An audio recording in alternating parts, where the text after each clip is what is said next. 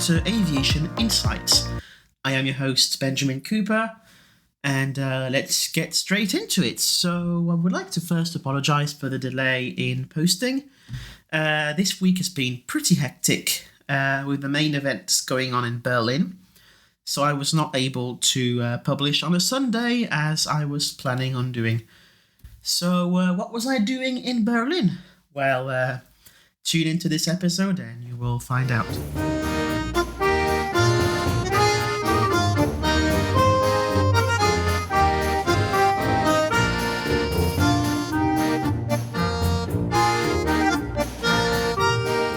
So, just like every 2 years, actually, the capital of Germany, Berlin, hosts one of the most interesting air shows, I would say, in Europe. So that's the ILA. So most of you will be familiar with Paris-Le Bourget Air Show or Farnborough Air Show, which is, where most of the orders happen, and they focus a lot on commercial aviation. Now, the ILA, or ILA, as they will call it, as they will call it in Germany, is more focused on the military side of things, or the experimental side of things, and space in the aerospace industry. So every year you have things like Airbus that are coming. You have the German Air Force, obviously, and other highlights. So let's together go over the highlights of this show.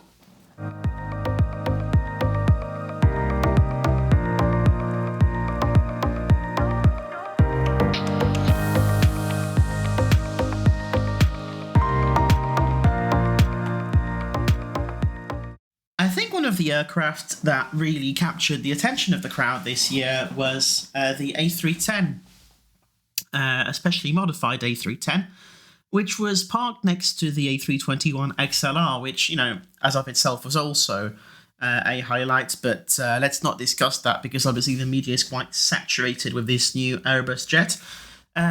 This particular airframe is quite an old airframe. It's an A310, so it's one of the first generation Airbuses. It's a improvement on the A300, which was the initial model proposed by Airbus. This one, from the outside, will look, like just any other commercial aircraft, but from the inside, it's a little bit different. So what makes it so special, you might ask? Well, it is its purpose. So I have written a story about it on Simple Flying, where I will go in a lot more detail. The link to that is going to be in the description.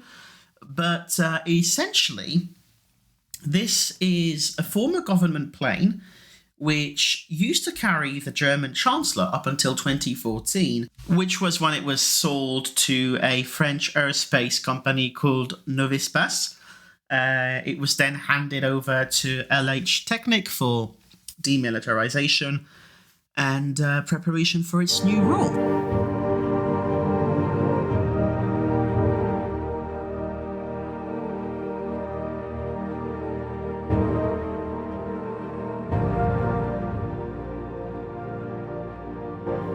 Gravity is literally the thing that binds us to the earth and allows us to walk, allows us to interact. It is a essential part of our day-to-day lives, and everyone is deeply affected, I want to say, by gravity.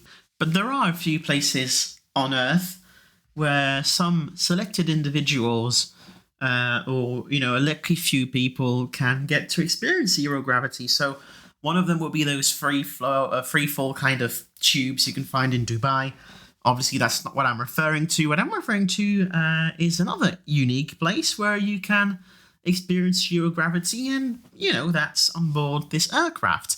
There's another aircraft in the world, Boeing 727, which do the same things out of the California desert. This one is based in Bordeaux, in France. It's known to plane spotters as Foxtrot Whiskey November Oscar Victor, and it is also known to the public as simply Air Zero G. So Air Zero G or Air Zero Gravity. Now, the name is quite self-explanatory. How does the Zero G work? Well, the plane takes off and flies and, climbs to about 30 something thousand feet, just like any other jet. And that is when essentially the traditional flying stops. It will then begin what's called a parabolic flight. So the pilots are astronauts themselves or have some kind of background in the space industry, and they have very specialist training into that. So what they're going to do is they're going to bring the plane up to a very high pitch and, go very, very fast and reach 1.8 G, and then they will kind of kill the climb and it will create a circle. And it's on that circle that you will experience zero gravity. Now, those of you who are roller coaster enthusiasts or have been to roller coasters before, you experience that for about a second on a roller coaster. On the board November Oscar Vector, you would experience that for 20 seconds, and the experiment will be, reproduced around 30 times, 31 times, depending on the campaign. And midway, you get about 10 to 20 minutes rest to be able to reset most of the equipment, mostly because a lot of the tests are done on equipment, but also to kind of reset yourself because it is incredibly stressful. I mean, every time you finish, being in zero gravity, you're brought very quickly to the ground because those 1.8 Gs you experience accelerating are also decelerating. So accelerating, what's going to happen is you're going to be pinned to your seat and, you won't move. And then decelerating, you'll be basically thrown onto the ground. If you look at the article I have written, you will see that this is pretty much the whole floor that's covered in some kind of padding. Again, it can be quite painful. The jet itself is 35 years old. I don't think it has seen any commercial service. If it did, it was very, very briefly. It spent most of its career, either being a test bed for Airbus or being in the Chancellery. It did fly a little bit for Interflug during the 90s for about a few years. I think that's the only commercial operations it has seen. Interflug was the national airline of the German Democratic Republic. And obviously when that collapsed in the 90s and reunified into Germany, the jet was handed over not to the Lufthansa. No, it was handed over to the Air Force, which is where it stayed from about 2003 until about 2014. It took about 5 years of conversion for the jet to be ready to carry the Chancellor. It carried, registration 10 plus 31. It was nicknamed Konrad Adenauer when it carried the Chancellor. Towards the end of its life, it carried other members of the Bundesministeriums and stuff like that. So it lost the name Konrad Adenauer. If you look at some pictures online, especially on planespotters.net, you will see that, it's pretty much... it used to be operated by Interflug. There's a small logo. It's a nice little touch. Obviously, now all of that is gone. And the only reason why I know that is because, the scientists, they told me about the history of the jet, and then it, I looked for it for an article, and all of this was true. A fun fact, actually, which the scientists on board told me is that it does not have a functioning toilet, which is normal when you look at the kind of stresses it goes through. So this aircraft at the moment is, as I said, almost 40 years old. So it's a very old piece of, technology. They are looking to replace it. I tried to dig into the subject, but obviously I didn't have a media badge, so they weren't too keen, and it was a public tour. So what they said is, we are ultimately looking for new aircraft. We can't find any because, they're either too new, too big, too small. So that jet will still fly for a lot of time, maybe another 10 years, until it eventually changes hands. Now let's transition to another interesting aircraft, shall we?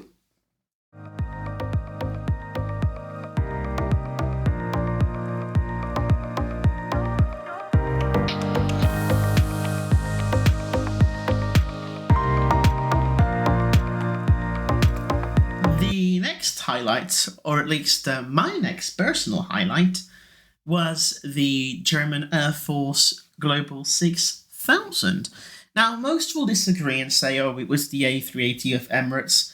However, you can see that in air shows like, the Dubai Air Show. It's quite frequent, and oftentimes Emirates will send some of the cabin crew during, major events like the Paris Air Show or Farnborough. So you get to interact with the brand very easily. I tend to go for aircraft which are a little bit less publicly available. Another, honourable mention would have been the AWACS, the modified 707, which acts as a surveillance kind of flying air control tower. It's not really something I'm interested in, though. Like the pure military side is not something I find to be particularly interesting in aviation. It's something which you are more than welcome to look at the next time you're at ELA. But going back to the heart of the subject, that would be the Global 6000. So it is an aircraft which, from the outside, it's basically a traditional private jet. The T-tail, the two little engines, the pointy little nose, low to the ground, and the lovely stairs that go down from the fuselage. And from the very back of the plane to the very front of the plane is a stylized kind of billboard sort of German flag with, the coat of arms next to the door, and, above the windows, it's written Bundesrepublik Deutschland, which means the German Federal Republic, which is the official name of Germany, by the way. So this jet is part of a more global fleet of aircraft used by the presidency and by the chancellery. So those are a handful of A319s, one A320, one ACJ. So, a handful of A319 ACJs, ACJs 319s, ACJs 321s, a handful of that. For long-haul trips, you'll have, big delegation trips, you'll have the A350. There's now 5 of them. And you have a small fleet of Global 6000s, and I think Global 5000s, from what they've told me. And these jets, what they do is they serve smaller delegations. So when it's, the VIP plus, maybe a handful of aides and 2 or 3 members of the press. So it's not a big state visit kind of operation.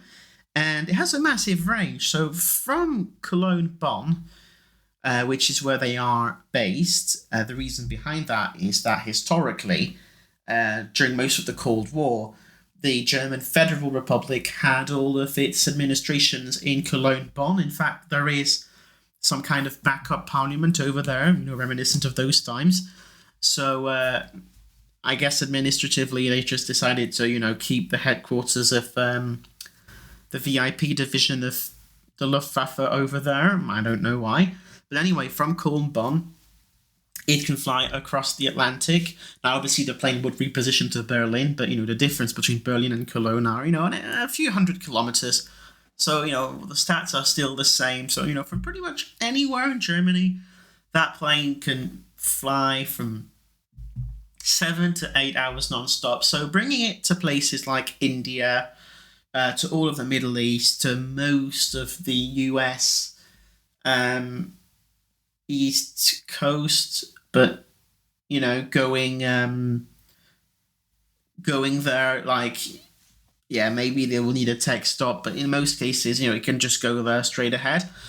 Very useful for that. Some of the things they told me was, the ceiling is 31,000 feet. No, sorry, it's 41,000 feet. So it's well above most of the weather. The idea being that they don't want the VIPs to be bothered by turbulence when they are undergoing a meeting or simply having a rest. So a very interesting jet because, there's so much secrecy around it. Obviously, there's all the things they could tell me, but it being military, there was also a lot of things I couldn't know. So I love that. You couldn't see the inside, but, speaking with the people was actually a very, very interesting thing.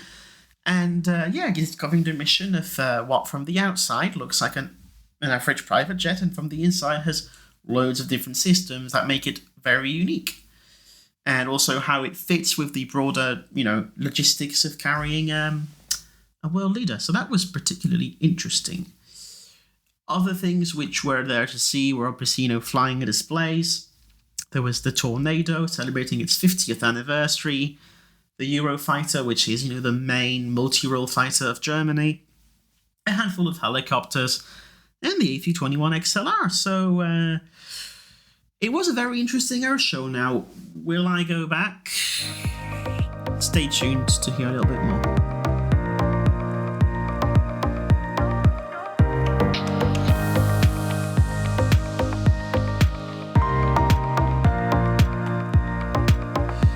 Will I go back to ILA? Do I recommend it for people?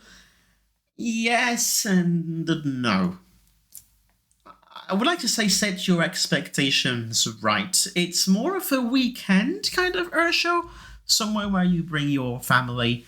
If you're willing to spend a little bit more on the trade pass, that is. I mean, you should go on a Friday and, make it a long weekend in Berlin. Because, it's not like Paris or Farnborough where you might need a day or two to go around every stands, every airplane, interact with everyone. Here, everything is kind of compact, and the flying programs, although they change a bit from day to day, it's the same pretty much every day. My thoughts on the air show? Honestly, it was good fun, just like any air show. Being able to see the planes up close is always something quite interesting. But I did struggle to find where it all goes. What is it about? Where does it fit in the calendar? I didn't quite understand what its role was. Was it there to sell military products when this is mostly done during state visits? So it's not really necessary. Was it there to sell aircraft? Well, not particularly, because it is just 3 to 4 weeks before the Farnborough show, so they can't eat on that. So in terms of industry, where does it go? What does it do? Will it show seats? Well, no, because that's the Aircraft Interior Expo, which happens either a few weeks before or a month before. So I don't think from a professional standpoint I will be going back. And I noticed there weren't a lot of members of the press because it's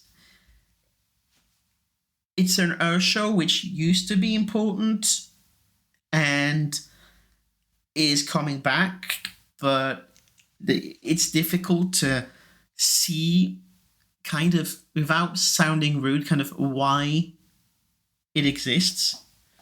To me, it should be more like the Royal International Air Tattoo, something clearly labelled for the general public, as it works very well that way, but somewhat capped so that it doesn't become too crowded. Let's see how it goes for the next few years. Interesting air show. Kind of recommended. And yeah. So, I don't have anything else to say on ILA.